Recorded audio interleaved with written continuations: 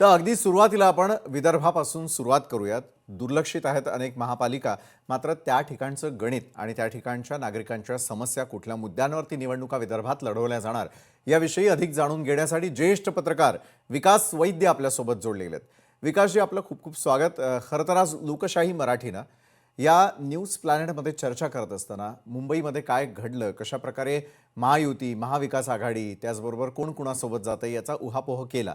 मात्र या सर्व स्टार असलेल्या महापालिकांपाठोपाठ कुठेतरी इतर महापालिकांच्या निवडणुका झाकोळल्या जात आहेत असं आपल्याला देखील वाटतं का?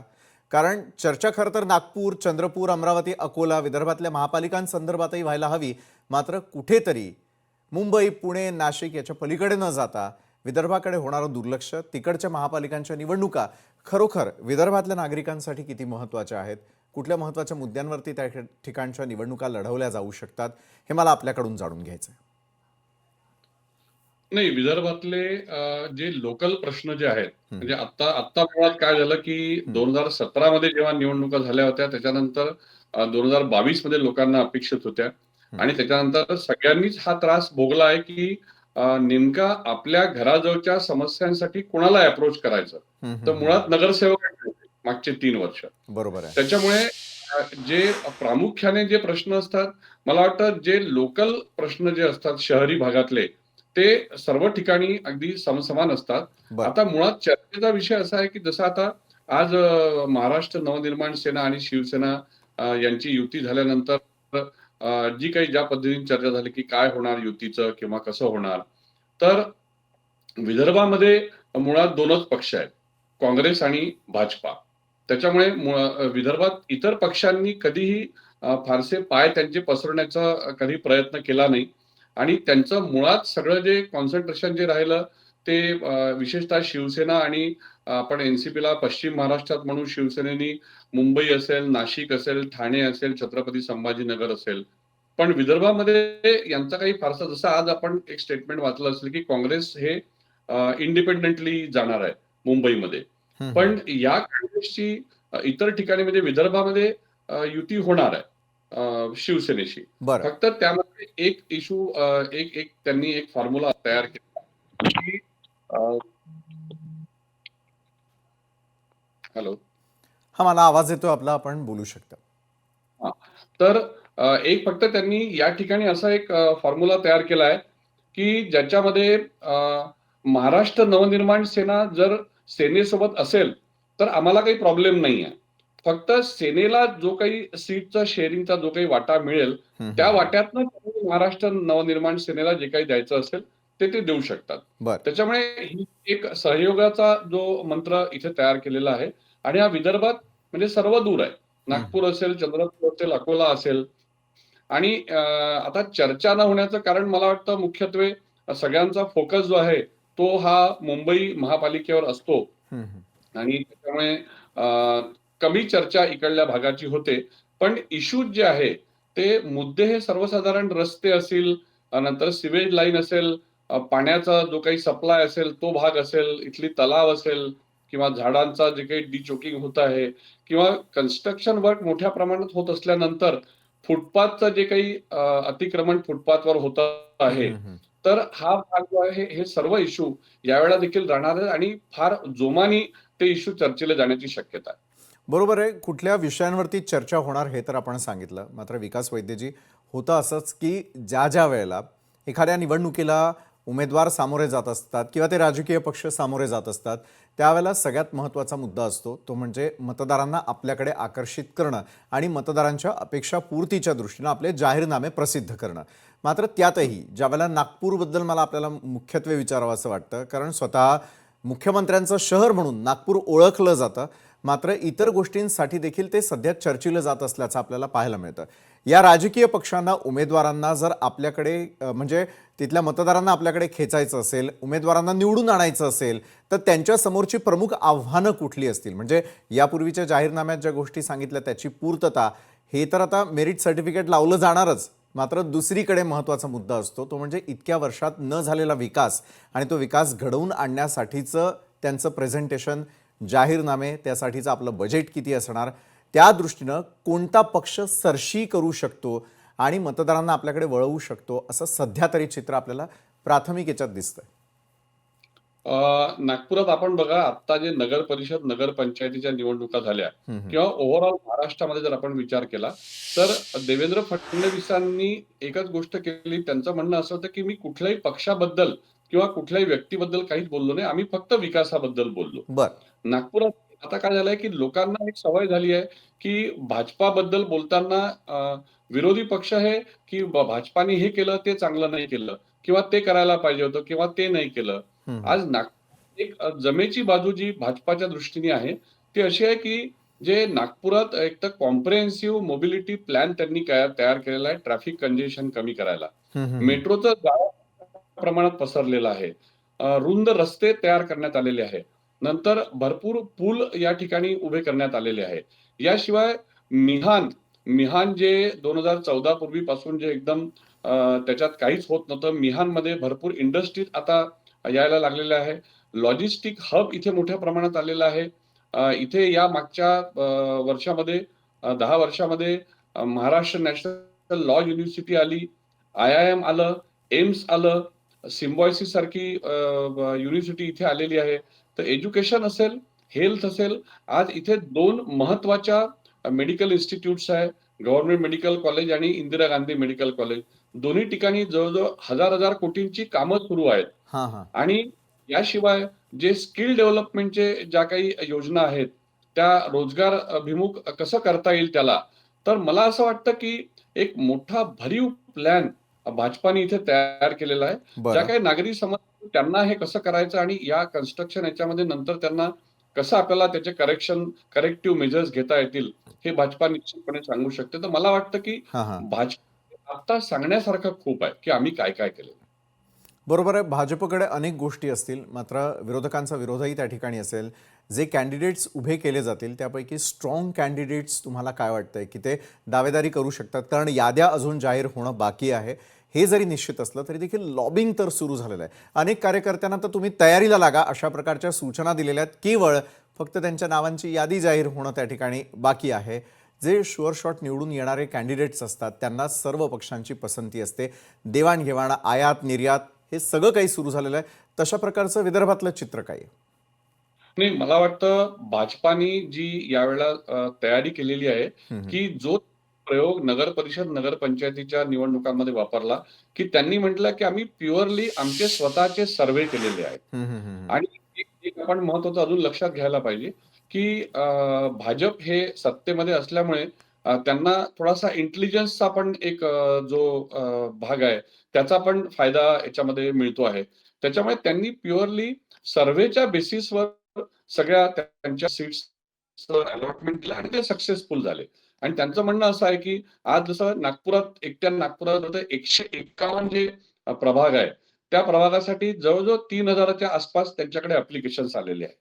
पण आता त्यांना टॅकल करण्यासाठी कारण याच्यामध्ये बंडखोरी होणार हे निश्चितपणे. हं, हं, पण हं. ती प्रिव्हेंट किंवा त्याच्यातही चांगले कॅन्डिडेट देण्यासाठी त्यांनी सांगितलं, की आम्ही सर्व्हे केलेला आहे. हं, हं, आणि हं. सर्व्हेच्या आम्हाला जो उमेदवार उत्तम वाटतो, त्याचे आम्ही क्रायटेरियाज केले होते, की त्या उमेदवाराचा कनेक्ट कसा राहिला लोकांशी, त्यांनी नगरसेवक नसताना देखील कामं केलीत का? किंवा जे लोकं मुळात आधी नगरसेवक होते आणि त्यांचा संपर्क अजिबातच तुटलेला आहे किंवा त्यांनी त्यांच्या कामाची जबाबदारी झटकून टाकली. अशा सगळ्या प्रकारच्या क्रायटेरियाच्या आधारावर आम्ही हे करणार आहे आणि याचा प्रचार-प्रसार त्यांनी आधीपासून केला होता. हं, त्याच्यामुळे हं. जर तुम्ही भाजपाच्या इच्छुक उमेदवारांशी बोलले, तर तो देखील याबाबतीत कन्व्हिन्स्ड आहे, की जर माझं सर्व्हेमध्ये नाव आलं, तर मला ते तिकीट मिळेल. हं, तर हं, मला हं. वाटते ही स्ट्रॅटेजी आहे, ही स्ट्रॅटेजी इतर कुठल्या पक्षांमध्ये दिसत नाही. बरं. काँग्रेस देखील तितक्याच नंबरमध्ये ॲस्पिरंट्स आहे त्या ह्याच्यामध्ये. जसं आधी देखील गडकरी किंवा देवेंद्र फडणवीसांनी याच्या आधी म्हटलं होतं, की आम्हाला वेळ पडली तर बऱ्यापैकी काही चेहरे आम्हाला बदलावे लागतील, हं, जे हं, हं. वर्तमान नगरसेवक आहेत. पण अशी तयारी माझा असा अंदाज आहे, की अशी तयारी काँग्रेसमध्ये किंवा इतर पक्षांमध्ये दिसत नाही. हं. एक तर त्यांच्या युतीवरून देखील भरपूर कन्फ्युजन्स आहे आणि भाजपनी ऑलरेडी हे डिक्लेअर केलं आहे, की काही ठिकाणी वेळ पडली तर आम्ही सोलो जाऊ. हं, हं. त्याच्यामुळे तो जो भाग आहे, तो मला वाटतं भाजपाच्या बऱ्यापैकी पथ्यावर पडेल, असं मला वाटतं. बरोबर आहे. भाजपच्या दृष्टीनं अतिशय त्या ठिकाणचं वातावरण जे आहे ते सकारात्मक असल्याचं एकंदरीत बोलण्यातून लक्षात येत आहे. मात्र इतरही पक्ष पूर्ण तयारीनिशी या निवडणुकांमध्ये उतरताना दिसतील.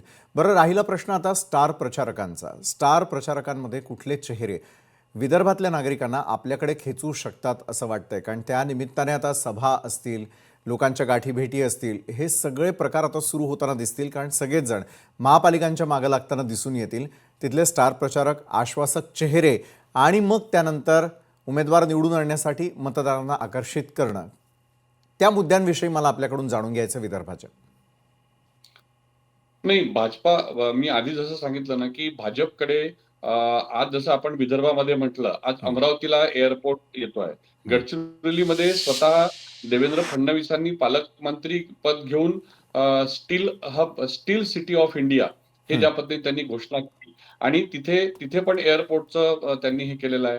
अकोल्यामधले जी पंजाबराव कृषी विद्यापीठ युनिव्हर्सिटी आहे त्याच्या त्याच्या माध्यमातून त्यांनी जे वेगवेगळे डेव्हलपमेंटल प्लॅन्स तिथे आखले हं, हं. आणि दुसरी महत्वाची गोष्ट म्हणजे की मी आधी जसं सांगितलं, की रस्त्यांच्या नेटवर्कचा जो भाग आहे, जो आधी फक्त नागपूरमध्ये अ, अ, लक्ष केंद्रित व्हायचा विदर्भ म्हटला की, पण एक सर्वांगीण विकास हं. हा देवेंद्र फडणवीसांच्या नेतृत्वामध्ये जो हातात घेण्यात आला, तर एक स्टार प्रचारक तर देवेंद्र फडणवीस स्वतः आहेत.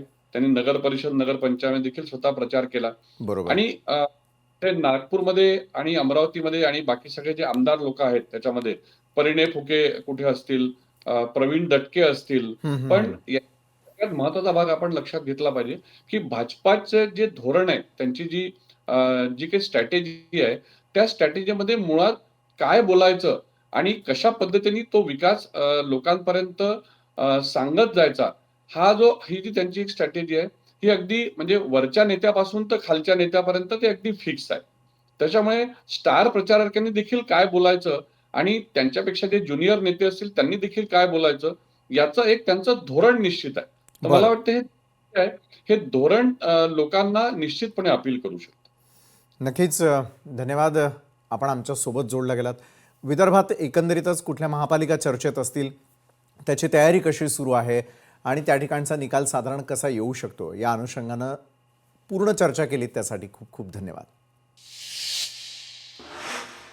त्यानंतर आपण इतरही ठिकाणी म्हणजे महाराष्ट्रात केवळ मुंबई किंवा फक्त ज्या महत्त्वाच्या महापालिका आहेत त्या व्यतिरिक्त देखील अनेक महापालिका ज्या दुर्लक्षित राहिलेल्या आहेत, त्या ठिकाणचं चित्र कसं असेल, या अनुषंगानं आपण चर्चा करणार आहोत. तर पश्चिम महाराष्ट्रातील सोलापूर, सांगली, मिरज, कुपवाड, कोल्हापूर, इचलकरंजी या महापालिकांकडे दुर्लक्ष होत असताना दिसतं. त्यामुळे तिथे एकंदरीत वातावरण कसं असेल हे सांगण्यासाठी आपल्यासोबत आहेत ज्येष्ठ पत्रकार गुरुबाळ माळी. गुरुबाळ माळी सर, आपलं खूप खूप स्वागत न्यूज प्लॅनेटमध्ये. खरं तर सध्या सगळीकडेच आपण पाहतोय वेध लागलेले ते महापालिका निवडणुकांचे. प्रत्येक राजकीय पक्ष तयारीला देखील लागलेला आहे. पश्चिम महाराष्ट्राचा विचार करत असताना सध्या चर्चेमध्ये केवळ पुणे आणि पिंपरी चिंचवड एवढंच आम्हाला पाहायला मिळतं. कारण दोन्ही राष्ट्रवादी एक वेगळा प्रयोग करण्याच्या तयारीमध्ये आहेत. खरं तर महायुती आणि महाविकास आघाडीमध्ये असलेले दोन्ही राष्ट्रवादी एकत्र येऊन करिश्मा करण्याच्या तयारीमध्ये असताना एकमेकांना इशारे देखील देत इतर त्यांचे मित्रपक्ष असल्याचं दिसून येतं. मात्र काय एकंदरीत चित्र असू शकतं सोलापूर, सांगली, मिरज, कुपवाड, कोल्हापूर आणि इचलकरंजी या महापालिकांच्या बाबतीत? कोल्हापूर, इचलकरंजी आणि सांगलीत महायुती विरुद्ध महाविकास आघाडी असाच सामना रंगणार हे नक्की आहे. कारण हं, महाविकास आघाडीमध्ये हं. शिवसेना उभाटा आहे आणि राष्ट्रवादी शरद पवार गट सुद्धा आहे. बरं. पण 100% महाविकास आघाडीतले हे सगळे पक्ष सोबत राहतील का हे शंकास्पद आहे. कारण सांगलीत आता दोन्ही राष्ट्रवादी एक होण्याची चिन्ह आहेत. बरोबर. ज्या पद्धतीनं पुणे आणि पिंपरी चिंचवडमध्ये राष्ट्रवादीनं काँग्रेसला हाक दिली, हं, म्हणजे हं, हं. उपमुख्यमंत्री अजित पवार यांनी सतेज पाटलांना फोन केला की आपण पुण्यात एकत्र येऊ शकतो का? कदाचित हा प्रयोग कोल्हापुरात सुद्धा झाला असता, हं, पण हं. आता गाडी पुढे गेलेली आहे. कारण काँग्रेसनं जागा वाटप शिवसेनेबरोबर आणि राष्ट्रवादी शरद पवार गटाबरोबर बऱ्यापैकी केलेलं आहे. बरोबर. त्यामुळे शिवसेनेला साधारणतः 12 जागा आणि 4 ते 5 जागा शरद पवार गटाला 81 मध्ये जातील आणि बाकी उर्वरित एखादी जागा डाव्या आघाडीला जाईल आणि बाकी काँग्रेस जे सतेज पाटील यांच्या नेतृत्वाखाली 60 ते 65 जागा ह्या काँग्रेस लढवणार. दुसरीकडे महायुती जी आहे, महायुतीमध्ये आता 2 नवीन पक्ष जे फारसं चर्चेत नव्हते आतापर्यंत, पण आता ह्या 2-3 दिवसात चर्चेत आलेले आहेत. जनसुराज्य पक्षानं एंट्री घेतलेली आहे महायुतीमध्ये. आतापर्यंत असं वाटत होतं की भाजप, राष्ट्रवादी, अजित पवार गट आणि शिंदे सेना हे तिघच आहेत. या तिघांच्या मध्येही 33-33 15चा फॉर्म्युला सुरू होता. तो 30 झाला असेल, 1 2 3 इकडे झाला असेल, पण ऐनवेळी आता जनसुराजनं आज अचानक काही उमेदवारांच्या मुलाखती घेतल्या. आमदार विनय कोरेंनी यात पुढाकार घेतला. त्यामुळे आता जनसुराज्य पक्ष यामध्ये येईल. शिवाय ताराराणी आघाडीचाही प्रयोग 100% होऊ शकतो काही मतदारसंघात, काही प्रभागात. बरं. त्यामुळे आता महायुती आतापर्यंत जे काय जागा वाटप सुरू होतं त्यात आता 2 नवीन पक्ष आलेत. त्यामुळे उद्या या 2 दिवसात सगळी जागा वाटपाचं चित्र करायचं. इचलकरंजी महापालिकेत सुद्धा राष्ट्रवादी, अजित पवार गटाने प्रचंड आग्रह धरलाय की एवढ्याच जागा पाहिजेत. त्यामुळे तिथला जो तिढा आहे तो सुटत नाही. सेम अवस्था सांगलीत आहे. सांगलीत पण अजित पवार गटानं जादा जागांची मागणी केली, त्यामुळे भाजप ती देऊ शकत नाही. मुळात भाजपकडे गेल्या काही महिन्यात इच्छुकांचा ओढा आहे तो प्रचंड आलेला आहे. त्यामुळं उमेदवारी देत असताना भाजपची सगळ्यात मोठी आता आव्हान ठरणार आहे त्यांच्या समोर. डावलायचं कुणाला, उमेदवारी द्यायची कुणाला, बंडखोरी टाळायची कशी. सेम अवस्था कोल्हापुरात शिंदे सेनेची पण झालेली आहे. गेल्या 2-3 महिन्यात शिंदे सेनेनं अनेकांना आपल्या पक्षात घेतलं, प्रत्येकाला सांगितलं की आम्ही तुम्हाला उमेदवारी देऊ. पण आता 81 पैकी साधारणतः 25-30 जागा त्यांच्या वाटेला येणार. इच्छुकांची संख्या 300 आहे. त्यामुळे उर्वरित 250 पेक्षा अधिक इच्छुकांना थांबवायचं कसं, असा प्रश्न आता शिंदे गटाला पडलाय. सांगलीमध्ये पण तीच अवस्था आहे. तिथेही भाजपकडे इच्छुकांची संख्या मोठी आहे, राष्ट्रवादीकडे इच्छुकांची संख्या मोठी आहे. कदाचित तिथं दोन्ही राष्ट्रवादी एक होऊ शकतात. जो पुण्याचा प्रयोग आहे तो कदाचित सांगलीत होण्याची शक्यता आहे. कारण तिथं शरद पवार गट स्ट्रॉंग आहे, अजित पवार गट तिथं वीक आहे. उलटी स्थिती आहे कोल्हापुरात शरद पवार गट एकदम दुर्बल आहे. म्हणजे फारशी जागा इथं नाही आहेत त्यांच्याकडे, आणि अजित पवार गट मात्र इथं स्ट्रॉंग आहे. त्यामुळे कोल्हापुरात हा प्रयोग होणार नाही, पण सांगलीत तो प्रयोग होण्याची चिन्ह जास्त आहेत. बरं, विविध ठिकाणी नेमके काय प्रयोग होऊ शकतात आणि काय घडू शकतं हे एकाच विश्लेषणामध्ये आपण पूर्णपणे स्पष्ट केलं. वेळोवेळी नेमकं काय असेल पश्चिम महाराष्ट्रामधलं चित्र हे जाणून आम्ही आपल्याकडून घेणार आहोतच, कारण त्या ठिकाणच्या सर्वच राजकीय घडामोडींवरती गुरुबाळ माळी सर तुमचं देखील तशाच प्रकारे लक्ष आहे. धन्यवाद, तुम्ही आमच्यासोबत जोडला गेलात आणि एकंदरीत पश्चिम महाराष्ट्रातल्या महापालिकांचं चित्र कसं असेल ते तुम्ही विश्लेषण केलं त्यासाठी. लोकशाही मराठी ऐका, पहा, जागरूक रहा.